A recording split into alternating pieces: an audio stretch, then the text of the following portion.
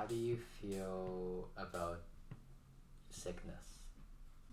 How do you just feel about this idea of like this contagion outside of you which could possibly infect you? There's a vector of fear in contagion for me that I didn't feel quite as much before.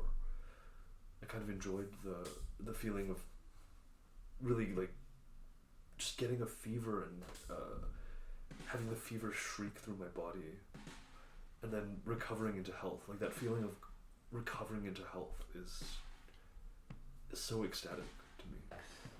When you're sick, do you feel like you're closer to yourself? I'm closer to a different version of myself, for sure. I'm much more embodied when I'm sick, and much more attentive to the processes of my body that are going haywire, or that are trying to repair themselves. And it's a kind of forced embodiment that I don't mind, because I've been so disembodied in the past. I find that it's the same for me. I find when I'm sick, I get like melancholic and I feel the closest to who I am. I think definitely this idea of like just feeling the body so closely makes one feel more authentic. Hypochondria is just like trying to protect your body from this outside thing.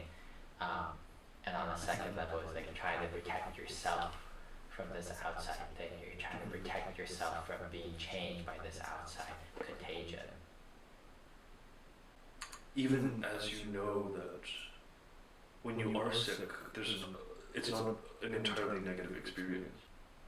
And I wonder if your anxiety has also to do with your own self-given demand that you work all the time, or that you be in working order all the time, and to lose time to recovery, to lose a week to having to recover from illness.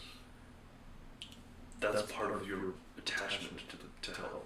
Because I think, at least with my parents and observing them, right, especially when they first came to Canada, they didn't have room to be sick, right? Like, there was so much at stake. You couldn't just be sick and like, chill for a week. You couldn't afford it. So even though now, if I got sick, I could quote unquote afford it, just this association with sickness and just like disaster is so ingrained in my mind that I think that is where my inclination of fear comes. And that's a very strongly contemporary Chinese mentality, is to just power through it. And it seems most insidious when it comes to mental health. Right. Not to deviate from the physiological too quickly, but just so many accounts of my friends who have parents in China just not really understanding what psychiatric care is, and just being like, oh, just act normal and just do the normal things. It's the difference between feeling well versus doing well, right? Like Asian parents, Asian culture is all just about doing well all the time. Like it's succeeding. And it's the barrier between like the true and false self, right? Because the true self is the self, at least for women, like the self we feel very concretely, which is in tune with our bodies and stuff.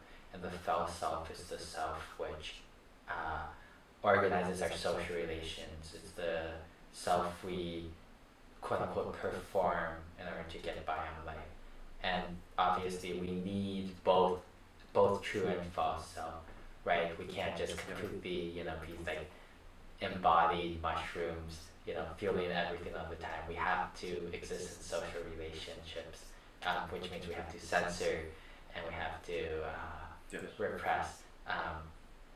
But it's almost as I feel like the experience of like the Asian Chinese and the model minorities, like we repress the true self way too much, right? Totally. We can't even speak about it almost. Yeah, it's complete buy-in into the false self. And I don't know, I'm so curious about when that schism happened in Chinese culture, because it definitely doesn't feel like, you know, whatever 12th century China was so like violent against true selves.